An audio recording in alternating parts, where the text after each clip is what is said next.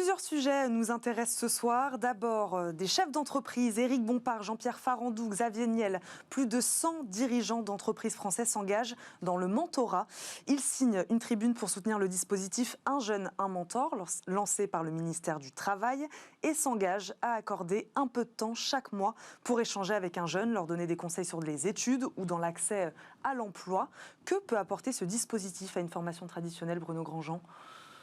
Vous qui êtes chef d'entreprise. C'est une très bonne démarche. C'est bien que de se rapprocher des jeunes, essayer de leur mettre le pied à l'étrier, de les lancer. C'est une très bonne démarche. Moi, ce qui me gêne toujours un petit peu, c'est cette exhibition de bons sentiments. Je dois bien avouer que c'est quelque chose qui ne correspond pas à mes valeurs. Je pense que c'est assez américain, d'ailleurs. Les élites doivent démontrer leur contribution au bien commun.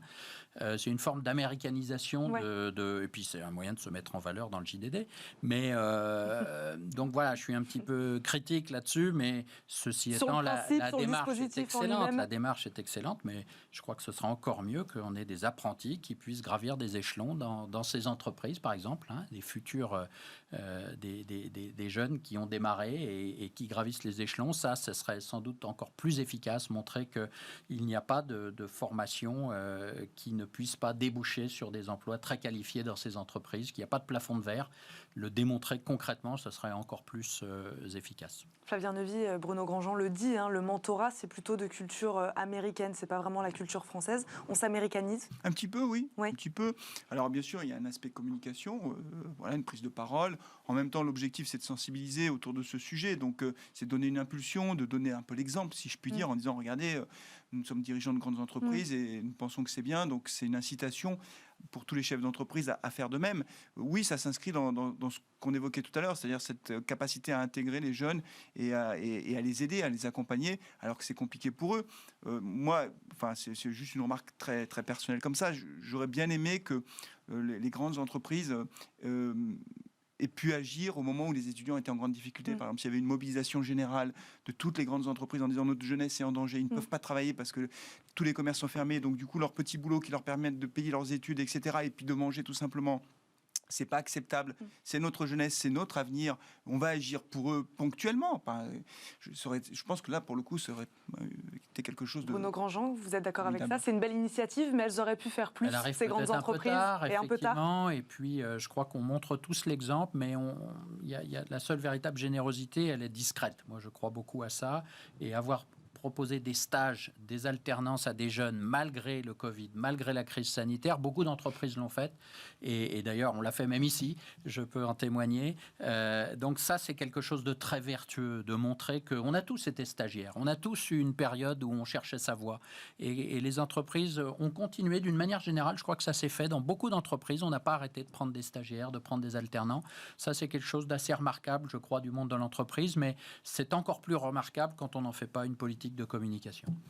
Un dernier mot peut-être, juste parce qu'on parle beaucoup des entreprises, je voudrais quand même dire que l'État, au sens large, doit aussi montrer l'exemple. Parce qu'on a quand même 5,5 millions de fonctionnaires en France, il y a les collectivités territoriales, la fonction publique territoriale, les mairies, les départements, etc. Alors ce ne sont pas des alternants, mais ce sont des contrats effectivement d'apprentissage aussi, et les collectivités territoriales ont aussi leur rôle à jouer en la matière. Ce n'est pas que les entreprises.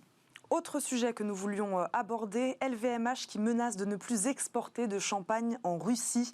Voilà la réponse du géant du luxe français à une disposition russe qui prévoyait que seuls les vins effervescents provenant de Russie pourraient utiliser le mot champagne, alors que le véritable champagne français devrait lui prendre l'appellation vin pétillant. Est-ce une mesure d'ordre symbolique selon vous de la part du groupe français, Bruno Grandjean ?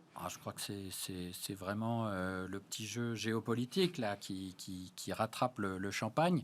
Le champagne, ça restera français, ça ne peut pas être autre chose que français.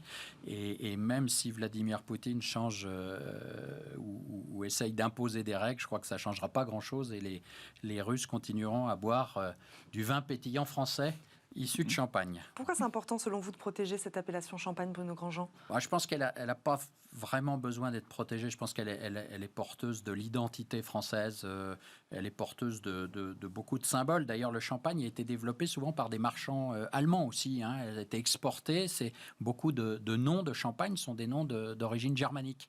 Parce que l'exportation s'est fait très tôt sur ce produit. C'est un des domaines d'excellence de la France, avec une symbolique, avec un marketing, c'est un produit absolument incroyable. incroyable. En plus d'être bon, il a ce bouchon si particulier, il a cette forme si particulière, il y a tout un imaginaire autour du champagne. Et donc, je pense que Vladimir Poutine ne sera pas à la hauteur et qu'il ne pourra rien faire pour abîmer ce fleuron de la gastronomie et de la culture française. Moi, je suis assez confiant. C'est bien au-delà de ce que peut faire Vladimir Poutine. Flavien Neuville, Vladimir Poutine ne sera pas à la hauteur. Moi, parce que si on touche au champagne, si vous voulez, en France, c'est quand même c'est inquiétant. Je veux dire, le champagne, c'est pas rien. Mais plus largement, en fait, c'est la protection de nos marques, de nos savoir-faire, qui est un enjeu tout à fait considérable, parce que la contrefaçon, parce que là, on parle d'un sujet qui est sur la place publique. Si vous voulez, mes enjeux de contrefaçon pour les entreprises, c'est tout à fait considérable.